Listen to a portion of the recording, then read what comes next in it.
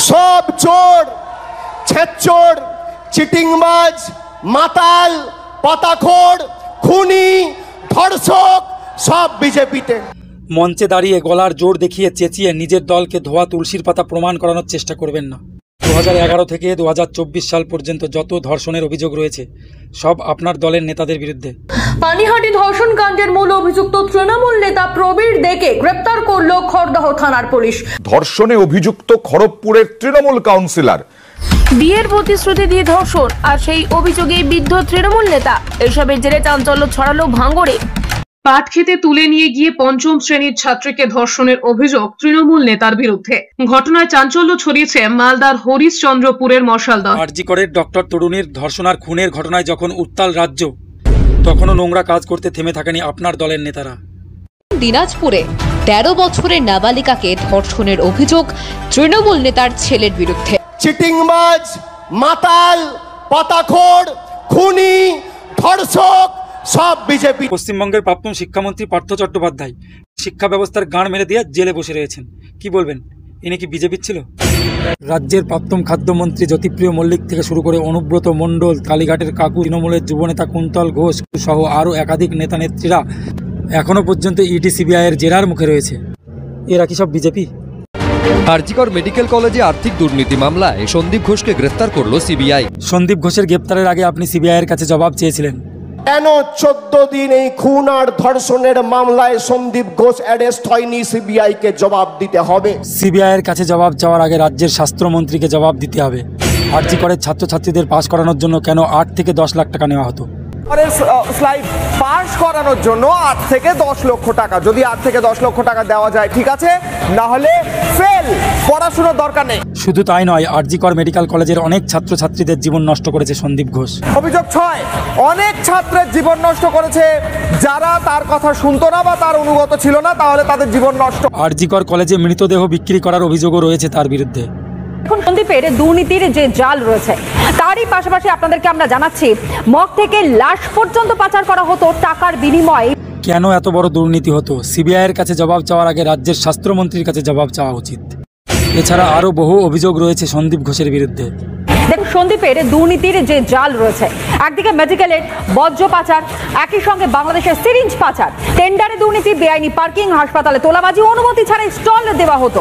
এখানেই শেষ নয়, আরো অনেক রয়েছে, যেখানে ক্যান্টিন, সুলভ শৌচালয় পর্যন্ত দুর্নীতির অভিযোগ, এবং এর নেপথ্যে সেই একটাই নাম সন্দীপ ঘোষ।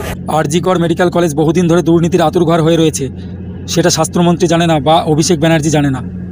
অথচ নবান্ন অভিযানে আমাদের অভিষেক ব্যানার্জি বুঝতে পেরেছে ওরা ছাত্র নয়, অন্য কেউ।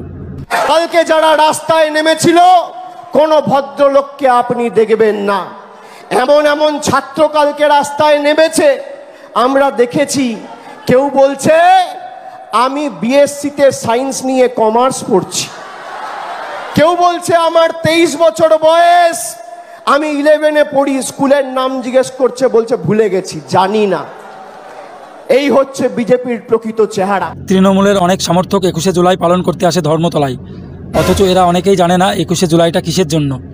21 জুলাই কি হয়েছিল? 21শে জুলাই আজকে তো সবাই আসছে, আমরা এই আসছি। আরে 20 বছর হয়ে গেছে, অলরেডি 30 বছর। আমরা নতুন প্রজন্মের লোক, এখনকার শহীদদের কথা আমরা বলতে পারবো। 21শে জুলাই কি হয়েছিল? 21শে জুলাই কি হয়েছিল? তৃণমূলের এইরকম অনেক সমর্থক রয়েছে যারা 21শে জুলাই কি জানে না, তাই বলে কি তারা 21শে জুলাই পালন করতে পারবে না? বিজেপি নেতাদের বলবো, যারা নবান্ন অভিযান করে মুখ্যমন্ত্রীর পদত্যাগ দাবি করছেন, সাংসদ অভিযান করে ভারতবর্ষে ধর্ষণ বিরোধী আইন আনার জন্য নরেন্দ্র মোদীর কাছে দাবি জানান। ক্ষমতা থাকলে স্বরাষ্ট্রমন্ত্রী অমিত শাহর কাছে দাবি জানান। বিজেপির সভাপতি, যে বিজেপি দেশ শাসন করছে, জেপি নাড্ডার কাছে দাবি জানান। দেখি কত ধানে কত চাল। আমি আপনাদের বলছি, এদের ক্ষমতা নেই ধর্ষণ বিরোধী আইন ভারতবর্ষে আনবে। কেন্দ্র সরকার যখন ভালো কিছু করার জন্য বিল পাস করান, সেটা সিএএ হোক বা 3 তালাক, আমাদের রাজ্যের মুখ্যমন্ত্রী সেটার বিরোধিতা করে বসে। It is চালাক, ওরা মুসলিম মহিলাদের সাহায্য করতে চায় না, ওরা চুলকে ঘা করতে চায়। এটা একটা ডিফেক্টিভ বিল নিয়ে এসছে। সিএ প্রসঙ্গেও মমতা বন্দ্যোপাধ্যায় আজ বলেন, মুখ্যমন্ত্রী মমতা বন্দ্যোপাধ্যায় সিএ প্রসঙ্গে কি বললেন শুনো।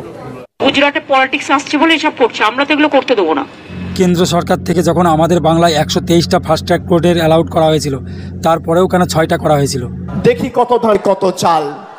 আমি আপনাদের বলছি, এদের ক্ষমতা নেই ধর্ষণ বিরোধী আইন ভারতবর্ষে আনবে। আমাদের ভারতবর্ষে অনেকদিন ধরেই ধর্ষণ বিরোধী আইন রয়েছে, তার সত্ত্বেও অভিষেক ব্যানার্জি বলছে বিজেপির ক্ষমতা নেই ধর্ষণ বিরোধী আইন আনার। আরজিকর মেডিকেল কলেজে ধর্ষণকারীদের বাঁচানোর জন্য যারা তথ্য প্রমাণ লোপাট করার চেষ্টা করেছে, তাদের বিরুদ্ধে ব্যবস্থা নেওয়ার ক্ষমতা আপনাদের নাই। প্রশ্ন যেমন সামনে উঠছে, আরো একটি বিষয় সামনে আসছে যে আরজি করে কি প্রমাণ লোপাটের চেষ্টার অভিযোগ, সেই অভিযোগ কিন্তু উড়িয়ে দিচ্ছে না সিবিআই। এই অভিযোগ সামনে আসছে কারণ নিশ্চয়ই আপনাদের মনে আছে একটি ভিডিও ভাইরাল হয়েছিল সেমিনার হলের উল্টো দিকে দেওয়াল ভাঙার। সেই ভিডিও ভাইরাল হওয়ার পরেই কিন্তু প্রশ্নের মুখে প্রশ্ন ওঠে সামনে যে তথ্য প্রমাণ লোপাট হচ্ছে কি তাহলে? একজন সিভিক ভলেন্টিয়ার হয়ে কিভাবে কলকাতা পুলিশের রেজিস্টার করা বাইক চালানোর অনুমতি পেল? যে আরজি করে সন্দীপ ঘোষ দীর্ঘদিন ধরে দুর্নীতি করে আসছে, সেটাও আপনার আন্ডারে। হাতে মাইক নিয়ে চেঁচিয়ে জনগণকে বোঝাচ্ছেন আরজি করে যে ঘটনা ঘটেছে সেটা আমাদের রাজ্যে নয়, পাকিস্তানে হয়েছে।